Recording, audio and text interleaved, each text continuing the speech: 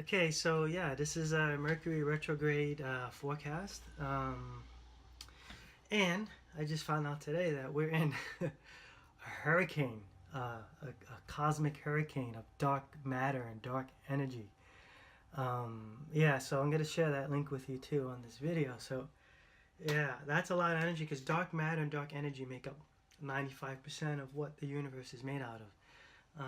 And it's like everything we can't see, it's a space between us, it's all that energy.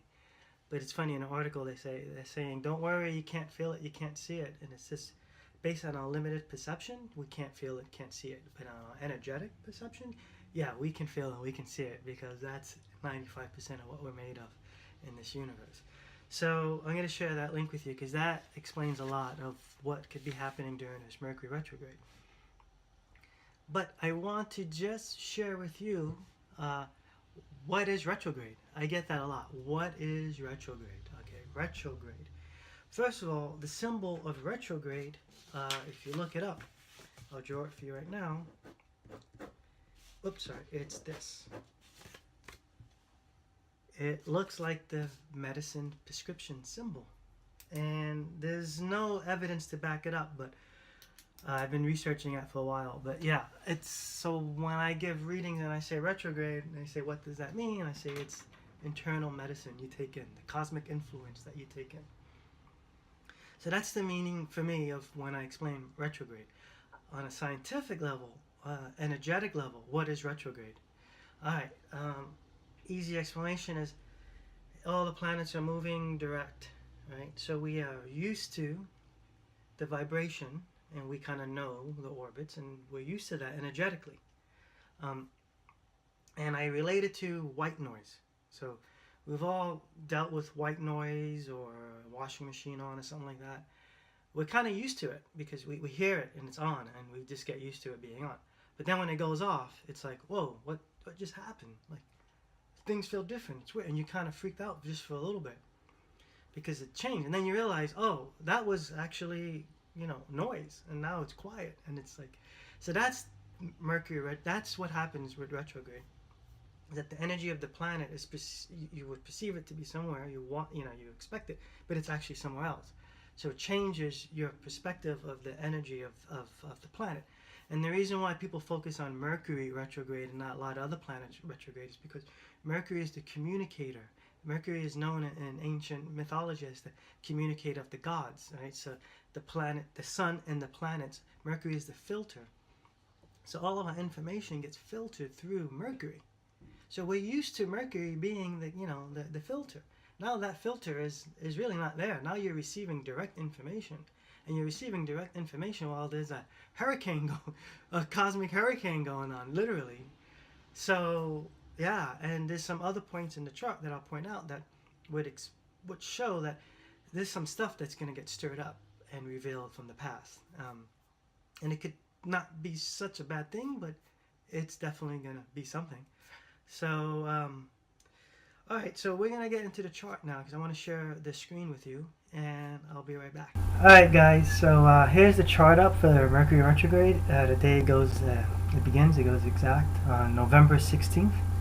Yeah, and I'm still kind of in a space right now because the whole, the hurricane, the universal galactic hurricane that we're in right now, the storm.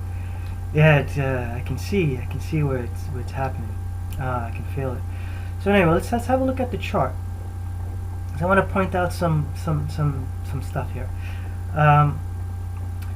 First off, we notice that Venus is direct. Venus goes direct on the same day. So then Mercury is in Scorpio and it goes retrograde. So Mercury, since it's the communicator of the gods, it's revealing the deeper secrets. Because Scorpio goes deep for information. Scorpio is the investigator. So Mercury is the information gatherer.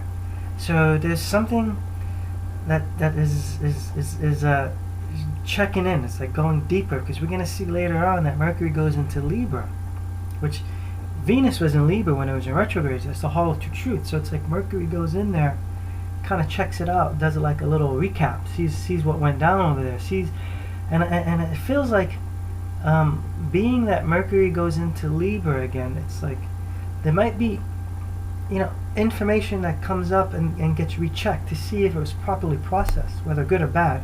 I'm not sure. The reason why I say I'm not sure is because I noticed there's a square between Mercury and Neptune. So that's kind of a big deal, because Neptune is very nebulous, and it's the spiritual, it's the flow. But then I look, okay, where is Neptune? Neptune is in Aquarius. Okay, so who rules Aquarius? Uranus. Uranus is a storm. All right, where's Uranus? All right, Uranus is in Pisces. Okay, Neptune rules Pisces. So that's the point where there's so much outer planet influence going on with this Mercury retrograde, and with Scorpio too, which is the deep mysteries. And that's the point where I feel very confident in saying, okay, let's just see what happens. Because it's like you can't predict. I mean, with Uranus involved, like you can't predict what Uranus is doing, and that's okay, because sometimes we need that, especially during the storms. I mean, so yeah, so that's what's that's what's up. So I can't tell you what's happening. But we're gonna move over to what I want to just see what happens as we progress into it. November 30th, I notice, let's look here, Mercury goes into Libra. See right here? Still retrograde, goes to Libra. Now, you look at Libra. Libra is ruled by Venus. Alright? Venus is where? Venus is in Virgo, ruled by Mercury. So there's a relationship there. Venus was just in Libra while she was in retrograde in the Two Truths.